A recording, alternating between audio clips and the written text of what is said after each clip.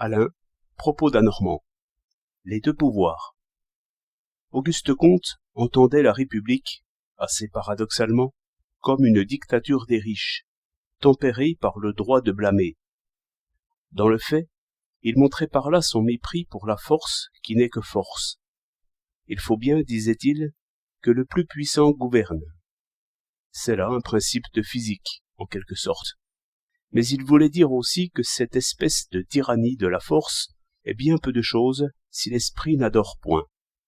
S'il revenait parmi nous, il ne serait point surpris de voir la puissance des forces réelles, mais il penserait que le principal abus de ce temps est la réunion du spirituel et du temporel dans les mêmes mains. Remarquez qu'en effet, un ministre, chez nous, ce n'est pas seulement un homme qui règle des actions, mais un homme qui blâme et loue, et qui voudrait blâmer et louer souverainement. Désobéissance et désapprobation, c'est tout un pour eux.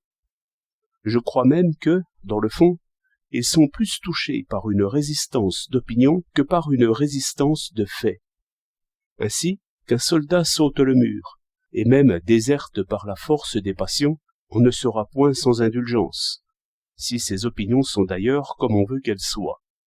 Mais qu'un soldat puisse garder ses opinions intactes après 1 an ou 2 d'obéissance, et que la docilité n'ait pas créé en lui le plus petit commencement de respect, voilà ce qui paraît monstrueux. L'esprit des pouvoirs est ainsi théocratique dans le fond, et l'hérésie est encore maintenant pire que n'importe quel autre péché. N'importe quel tyran veut forcer l'approbation.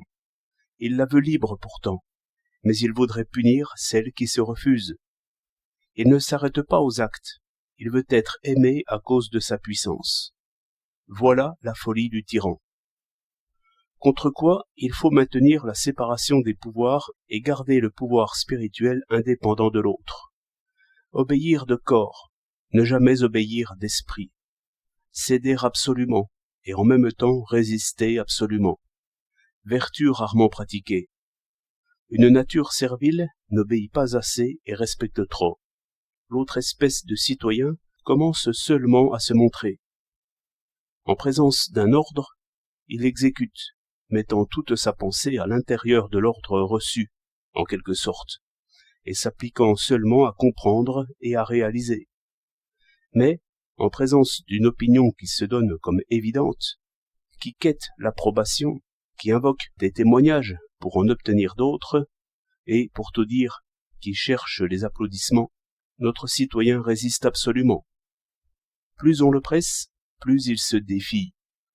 Et si, comme il est ordinaire, le tyran passe de l'argument à la menace, le libre citoyen met son honneur d'homme à faire voir alors le plus entier et le plus profond mépris pour de tels procédés, qui avilissent ensemble la force et la pensée.